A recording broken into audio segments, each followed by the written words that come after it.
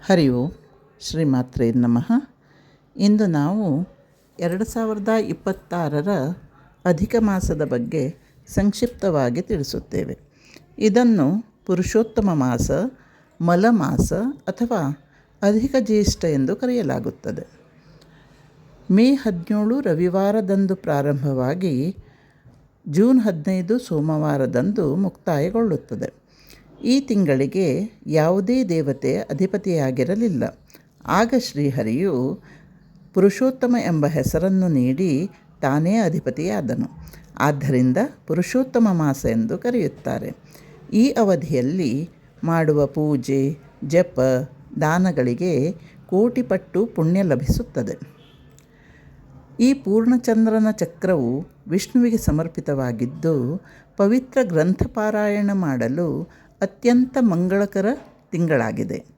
ಈ ತಿಂಗಳು ನಕಾರಾತ್ಮಕ ಕರ್ಮಗಳನ್ನು ತೊಳೆದು ಆಶೀರ್ವಾದಗಳನ್ನು ಹೆಚ್ಚಿಸುತ್ತದೆ. ಇದು ಆಧ್ಯಾತ್ಮಿಕ ಉನ್ನತಿಗೆ ಸೂಕ್ತವಾದ ಮಾಸವಾಗಿದೆ.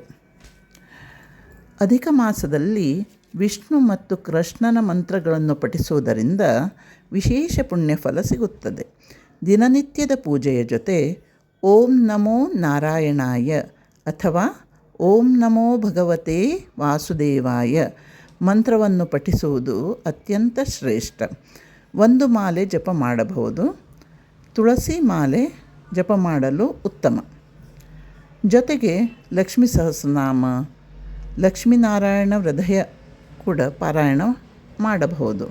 ಈ ತಿಂಗಳಲ್ಲಿ ಮದುವೆ, ಗೃಹ ಪ್ರವೇಶ, ನಾಮಕರಣ, ಭೂಮಿ ಪೂಜೆ, ಹೊಸ ವ್ಯಾಪಾರ ಮಾಡಲಾಗುವುದಿಲ್ಲ. ವಿಷ್ಣು ಪೂಜೆ, ದಾನ, ಅನ್ನದಾನ, ದೀಪದಾನ, ಗೋಸೇವಾ, ತೀರ್ಥಸ್ನಾನ, ವಿಷ್ಣು ಸಹಸ್ರನಾಮ ಪಾರಾಯಣ, ಭಗವದ್ಗೀತೆ ಪಾರಾಯಣ ಮಾಡುವುದು ಉತ್ತಮ. ಸಾತ್ವಿಕ ಆಹಾರ, ಏಕಭುಕ್ತ ವ್ರತ ಮಾಡುವುದು ಬಹು ಉತ್ತಮ. ಅಧಿಕ ಮಾಸದಲ್ಲಿ 33 ಎಂಬ ಸಂಖ್ಯೆಗೆ ಹೆಚ್ಚಿನ ಪ್ರಾಮುಖ್ಯತೆ ಇದೆ.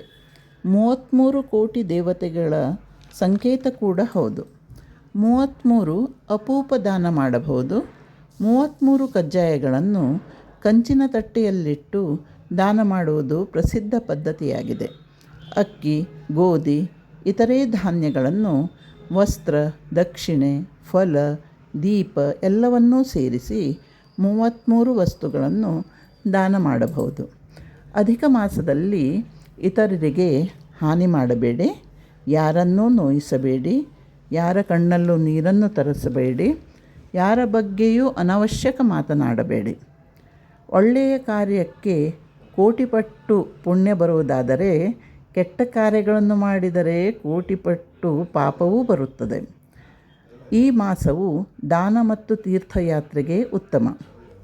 ಯಜ್ಞ, ಹವನ ಮಾಡುವುದರಿಂದ ಕರ್ಮದಿಂದ ಮುಕ್ತಿ ಪಡೆಯುವಲ್ಲಿ ಸಕಾರಾತ್ಮಕ ಫಲಿತಾಂಶಗಳು ದೊರೆಯುತ್ತವೆ. ದೇವರು ಸರ್ವರಿಗೂ ಸುಖ, ಶಾಂತಿ, ಆರೋಗ್ಯ, ನೆಮ್ಮದಿ, ಸಮೃದ್ಧಿ ಮತ್ತು ಸಮಾಧಾನದ ಜೀವನ ಕರುಣಿಸಲಿ. ಸರ್ವೇ ಜನಾಃ ಸುಖಿನೋ ಭವಂತು. ಶ್ರೀಮಾತ್ರೇ ನಮಃ.